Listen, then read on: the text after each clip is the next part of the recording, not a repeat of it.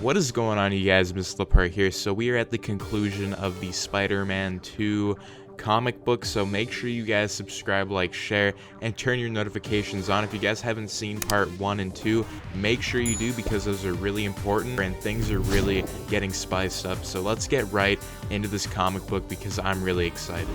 Ock escapes, and then he goes back to his lair where, you know, he sees some homeless people, and he's looking at them. He's just like rats, like associating with the rats. And then I don't know if he ended up killing those people.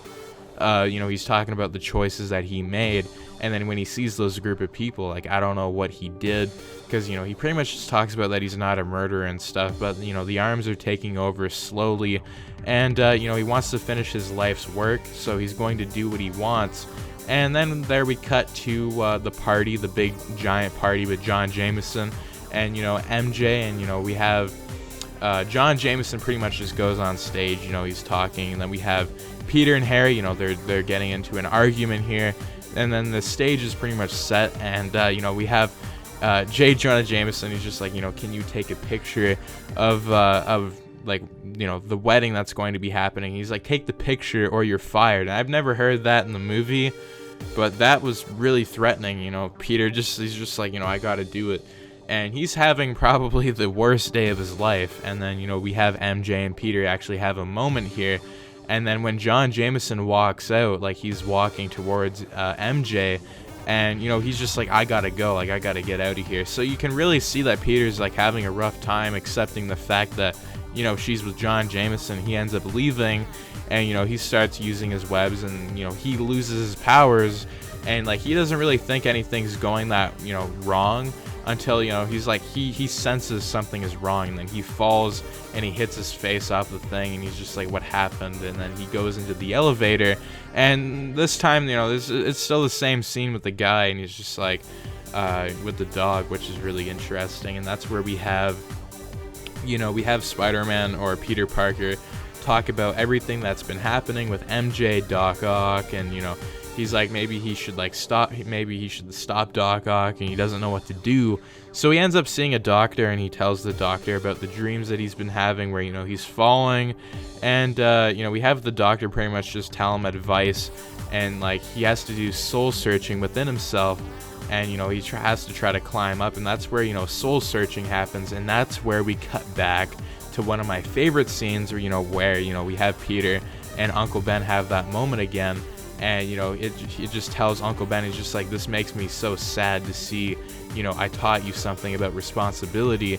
And then Peter just cuts back, and they're in the car again, like Spider-Man 1. And, you know, we have Peter say that he can't do it anymore because, you know, there's too much guilt. And, you know, we have Uncle Ben pretty much just say, like, I didn't die for nothing. Like, you have the courage to do this. And he's like, remember what I told you about power and responsibility. And Peter just tries to not accept this. But he knows it's true, but he doesn't want to accept it. So he opens the door when, you know, Uncle Ben offers him his hand, and then he falls out, and that's where, you know, he comes back to reality, and that's where, you know, he takes his costume and he throws it in the trash can. He's like, Spider-Man no more. So this is where we have the happy times of Peter in the Spider-Man 2 comic book, where, you know, we have, you know, he's going to Dr. Connors' class, and, you know, he's just like, I screwed up with MJ, but I can still come clean with it. Like, he's thinking that he can do this one last time. And that's where we cut to, you know, we cut to Aunt May and Peter. And this is where I find this is just really heartbreaking, because, you know, we have Peter actually telling Aunt May that, you know, he could have stopped the thief. And he's telling her at the actual, like, grave, which is crazy. And Aunt May's like, you know, I don't want to hear this anymore. So she ends up leaving. And then, you know, it cuts back to the Daily Bugle, Spider-Man no more, and, you know, we have J. Jonah Jameson find the Spider-Man costume, and then Harry's reading the Spider-Man no more comic book, and then he sees, you know, Doc Ock. Doc Ock would, you know, he would tell Harry, like, he'd pretty much be talking to him, and, you know, he would threaten Harry, you know, if he doesn't get what he wants, like, you know, he could actually kill him here. So Harry thinks of a deal, like, he's just like, you know, maybe we can make a deal here, you know, you give me Spider-Man, and, you know, I'll give you the tritium, and, you know, bring him to me alive so I can make him pay for killing my father. So, you know, in this comic, we really have it where, like, he really does think that Spider-Man killed his father, and, you know, he's really driven towards that. And, you know, it's not really explained that much, but, like, he's telling Otto, like, what he wants. And, you know, like, Otto's just like, you're not a complete idiot here, so, you know, I'm gonna help you. And, like, Harry pretty much just says, go to Peter Parker for this. And, you know, it cuts to Otto pretty much just saying, like, Parker. And, like, that's where, you know, we really do see them, like, you know, like, talking about, like, what's going on. And this is where it cuts to Henry Jackson and Spider-Man and them all, you know, they're all talking about, like where's Spider-Man gone? And, like, Peter's just like, you know, Spider-Man, like, he doesn't know where he is. And one of these scenes is just really interesting because, you know, we have Aunt May tell him, like, to pretty much just, like, we all need Spider-Man again. And then it cuts to Peter saying, like, she knows. So Peter thinks that Aunt May knows he's Spider-Man. And, you know, I think she really did know because it's not really said, but, like, still, like, I think in the comic book, like, this Peter Parker definitely knows that, like, she would know. So then it cuts back to, you know, we have Spider-Man. He's just saying, like, the world needs Spider-Man again. And he's just like, but what happens if I jump? You know, is he going to fall again? And he tries it and he does fall. But then, you know, it would cut to the date that, you know, MJ and Peter have, or, you know, the meetup that they're having. And the car would be thrown at the window again. And, you know, he would be, like, pretty much talking like, wait, what's that buzzing sound again? And that's when, you know, Spider-Man or Peter Parker, you know, he has the powers back. And that's where it cuts to Otto pretty much just saying, like, Parker, like, you know, you tell your friend Spider-Man to meet me at the clock tower, and he takes MJ as hostage. Peter gets his head smashed into a wall, which, you know, you'd pretty much be dead at that point. And this is where it dives a bit deeper, and he's like, okay, that hurt, not to mention I've been, like, it's almost killed me. And, you know, he would say, if I didn't all of a sudden feel my strength surging back. And that's where we have the, you know, he's back scene where, you know, we have a note, thanks for taking care of my suit. And Spider-Man starts swinging, and he fights Doc Ock, and they're fighting on the train now, and the train gets, you know, completely destroyed. So Spider-Man ends up holding it together, just like the movie, except in the comic book, the train actually falls. So some of it does fall, but I don't think there was actual people in there. So, you know, they give Spider-Man's mask back to him, and, you know, he fights Ock. And, you know, he would actually be on the bed of Harry Osborn, and, you know, he would be like, I can't believe you're Spider-Man. Like, this can't be true. And, like, you would say, like, that he didn't kill his father and that there's bigger things out there. And, you know, we would almost have, like, Spider-Man almost punch Harry. Like, he's ready to really fight him. And he's like, I leave Harry to his personal demons. And then, like, Peter's just like, Peter killed my father, ? And that's where we have, yes, son. And then, you know, we have, like, what actually happens here is, you know, we have Norman Osborn come back as a ghost.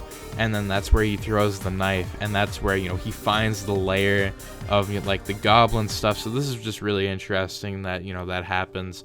And that's where we cut to Spider-Man. You know, he's fighting Doc Ock, and, you know, he's trying to turn it off. And, you know, he thinks that he's, like, losing because, like, he doesn't know what's going to happen here. And he's saying that, like, it's not stable and all this stuff. And, you know, he tries to save MJ. And, you know, he actually unmasks him. So it's just really interesting. He's like, Parker is just, like, brilliant but lazy. Of course it'd be you. And he throws him. And, like, he's about to throw him into the reactor until Spider-Man actually leaps out of the air. And the arms get into that, like, weird, like, you know, reactor part of it. And he gets electrocuted to death and goes flying back, which is crazy. And he's just like, the shock, I think it's done something to him. And it brings him back. And it's just like, you know, like, he knows what he has to do now. So when it actually shocked him, I don't know if that, like, made the arms do something, but, like, you know, it's not controlling him anymore. So, you know, we have it where, like, Peter ends up, you know, lifting MJ up, and then she finds out that he's Spider-Man. And it's just like, you know, he's pretty much, you know, trying to get out of there as fast as he can, and they end up leaving. And that's where, you know, it cuts to the whole thing pretty much getting destroyed.